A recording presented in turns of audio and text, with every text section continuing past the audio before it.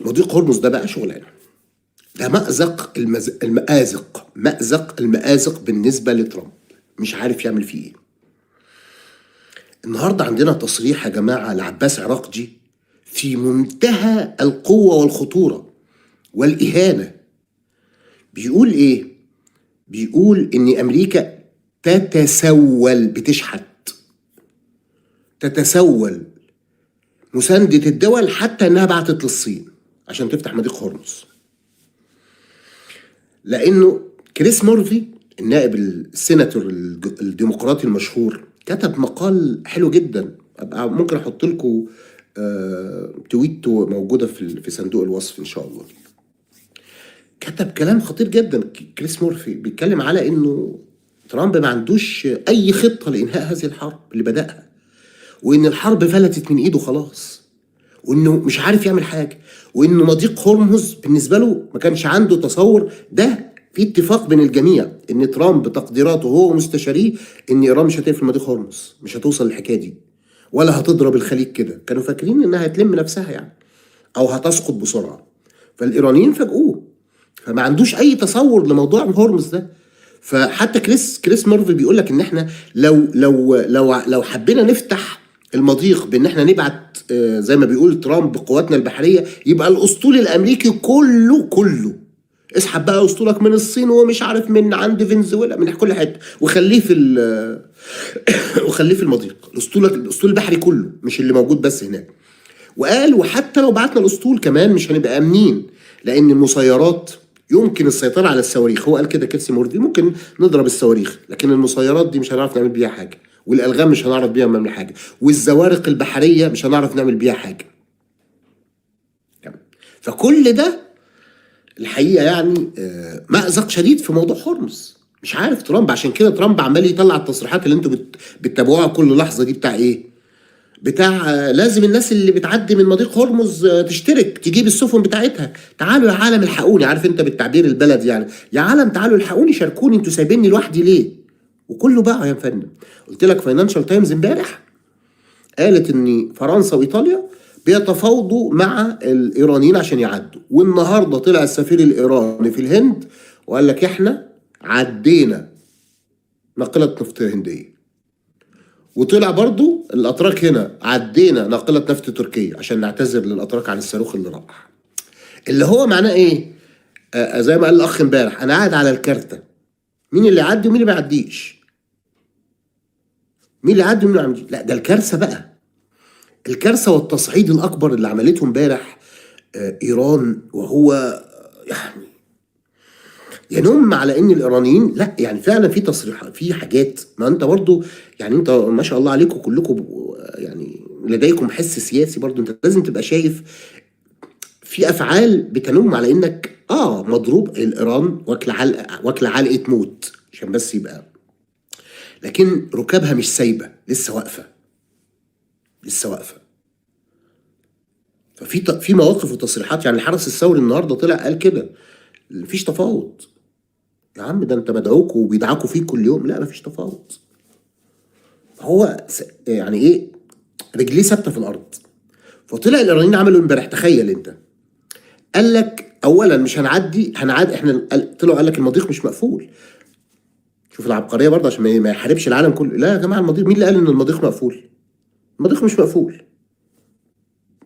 لا لسه ما صرختها ما انتهتش ولا حاجه يا استاذ محمد، لسه بس قلت طبعا، لكن هم بيبعتوا كيف مش كم.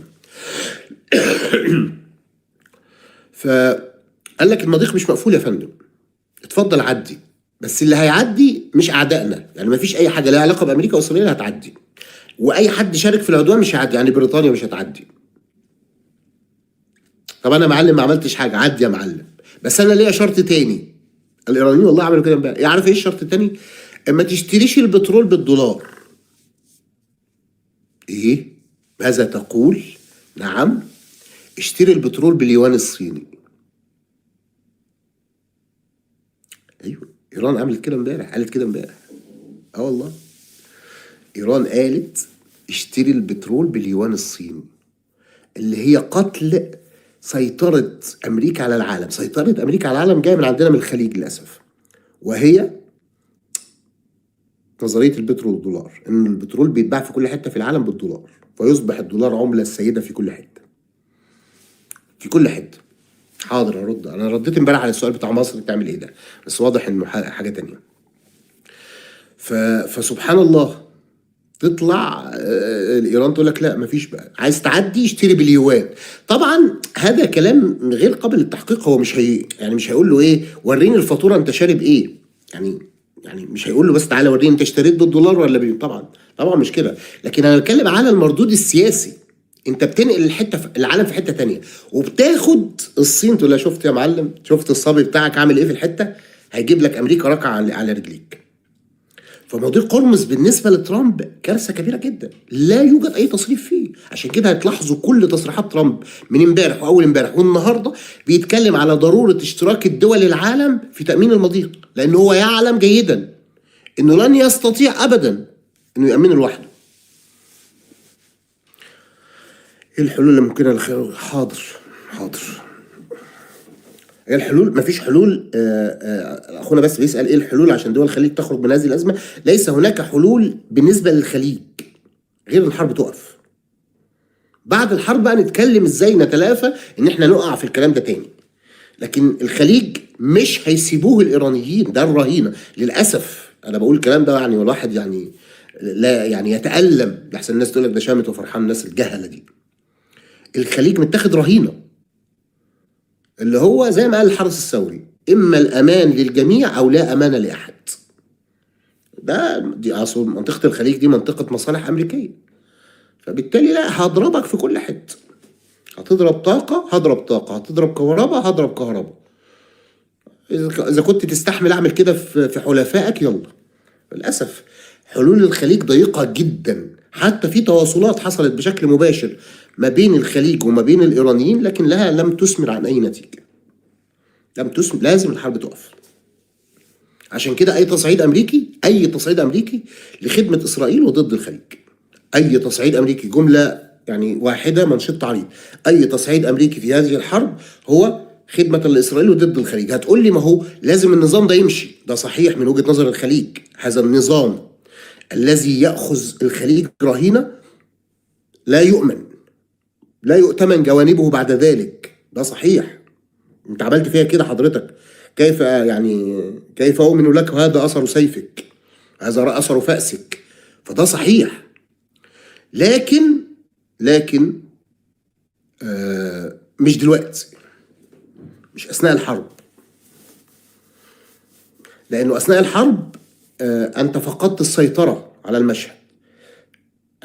انت حضراتكم القدام معانا، في ناس جت ده اثناء الحرب بس، لكن القدام معانا انا كنت بحذر بشده من ترفيس ايران، وقلت اللفظ ده، ايران هترفص ترفيس وحش في المنطقه. فلو امريكا صعدت ضد ايران، الترفيس ده هيبقى غالبا خيار انتحاري، اللي هو هدم المعبد على الجميع.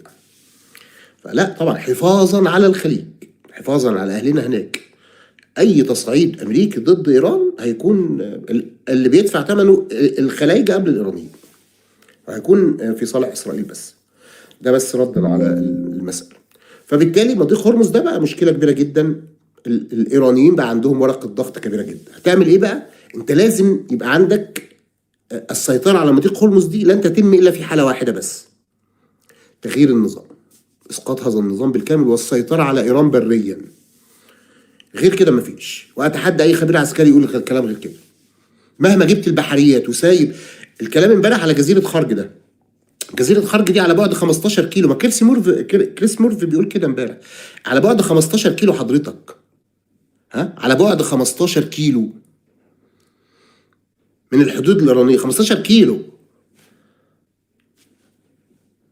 تعالى بقى استحمل، حط عليها جنود واستحمل. فطبعا مشكله. عشان كده بقول لك انا شايف انه خيارات امريكا اصبحت قليله جدا، وان ايران ما عندهاش ما تخسره، مكمله معاه بتتضرب كل يوم ضرب علقه موت. بس هتخسر ايه اكتر؟ ايه اللي هتخسره اكتر؟ خسرت معظم قواتها العسكريه، معظم قدراتها العسكريه خسرته، السلاح الجوي مش عارف وحاجات في البحريه وبتاع. ايه بقى؟ اوقف دلوقتي؟ عامل زي بالظبط اللي كان بيلعب ب1000 جنيه قمار، فخسر منهم 900، باقي له 100 جنيه. هعمل ايه؟ هروح بيها اعمل ايه؟ لا العب بيها، يكسب رجع ال1000، يخسر وخلاص.